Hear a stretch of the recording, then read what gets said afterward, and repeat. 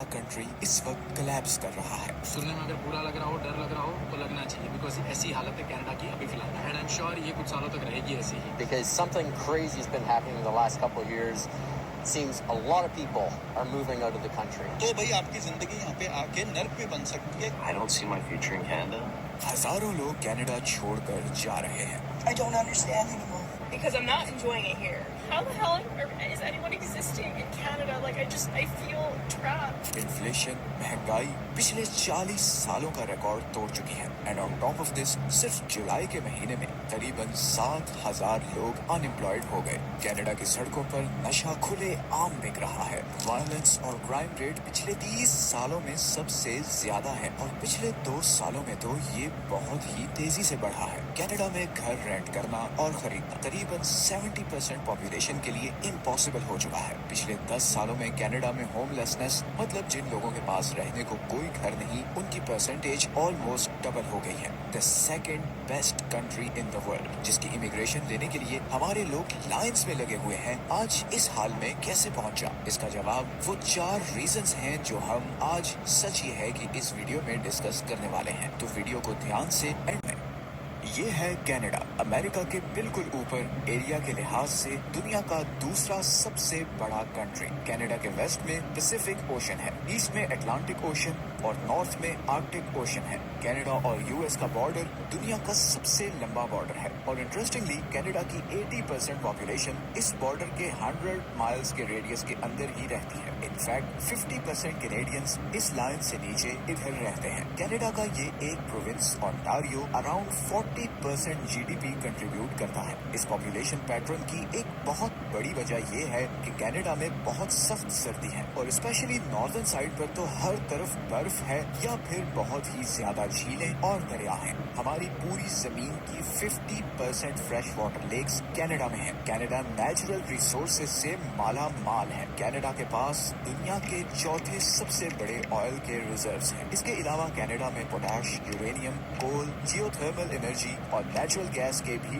बहुत बड़े रिजर्व्स हैं। बेशुमार लेक्स और पानी के रिजर्व्स होने की वजह से कनाडा की 60% एनर्जी हाइड्रोथर्मल प्लांट से आती है और इसीलिए कनाडा दुनिया में दूसरा सबसे बड़ा पानी से बिजली पैदा करने वाला कंट्री है। कनाडा की main industry real estate, mining और मैन्युफैक्चरिंग है और ये सारी इन प्रोविंसेस में है और इसीलिए मेजॉरिटी पॉपुलेशन इधर ही रहती है। इतनी जबरदस्त कंडीशंस होने के बावजूद पिछले कुछ सालों में कनाडा का ग्राफ बहुत तेजी से नीचे की तरफ जा रहा है। 2021 में सिर्फ 45% इमिग्रेंट्स कैनेडियन नेशनल बने। ये वो लोग थे जो 10 साल पहले 2011 में कनाडा आए थे। इस रेशो को अगर 20 साल पहले से कंपेयर करें तो 2001 में 75% इमिग्रेंट्स कैनेडियन नेशनल बने थे। इसका मतलब ये है कि बहुत से लोग जो अब कनाडा आ रहे हैं वो लॉन्ग टर्म में कनाडा में नहीं रुकना चाहते। एक रीसेंट सर्वे के अकॉर्डिंग 2018 के बाद आने वाले 20% इमिग्रेंट्स कनाडा को छोड़ने के बारे में सोच रहे हैं।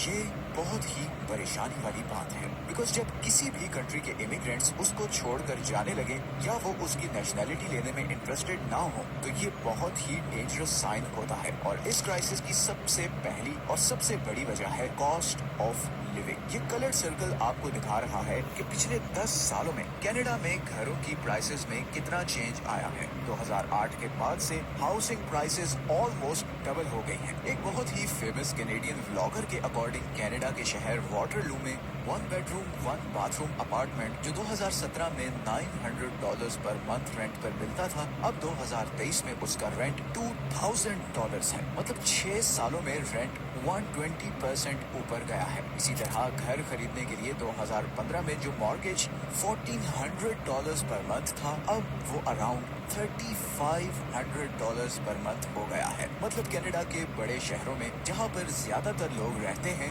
एक छोटा सा 1 बेड अपार्टमेंट का रेंट $2,000 है और अगर आप उसे खरीदना चाहते हैं तो उसका मॉर्गेज है $3,500 पर मंथ। ऐसी सिचुएशन में जबकि कनाडा में एवरेज मंथली सैलरी $4,000 से $6,000 पर मंथ के दरमियान है, फिर हाई टैक्स रेट और खाने पीने और ट्रैवल के खर्चे, आप इतना रेंट या मॉर्गेज कैसे अफोर्ड कर सकते हैं? और ये $6,000 पर मंथ सैलरी भी थोड़ी upper range white collar jobs में है। कनाडा में एवरेज एनुअल सैलरी $60,000 है, मतलब $5,000 पर मंथ। इसीलिए एक रिसेंट सर्वे में ये फाइंडिंग सामने आई है कि 63% कैनेडियंस के पास अपना घर नहीं है और उन्होंने लिटरली इस आइडिया को भी गिव अप कर दिया है कि अब वो कभी अपना घर नहीं ले सकेंगे। और इसकी वजह ये है कि लेट्स से अगर आपकी एनुअल सैलरी $60,000 है तो आफ्टर टैक्स ये अराउंड $50,000 रह जाएगी। और अगर आप मेन सिटीज जैसे कि टोरंटो, वैंकूवर या वाटरलू में रहते हैं तो आराम से $20,000 से $25,000 का आपका एनुअल रेंट होगा। इसमें फिर लेट्स से $5,000 खाने का खर्चा जो कि मिनिमम है,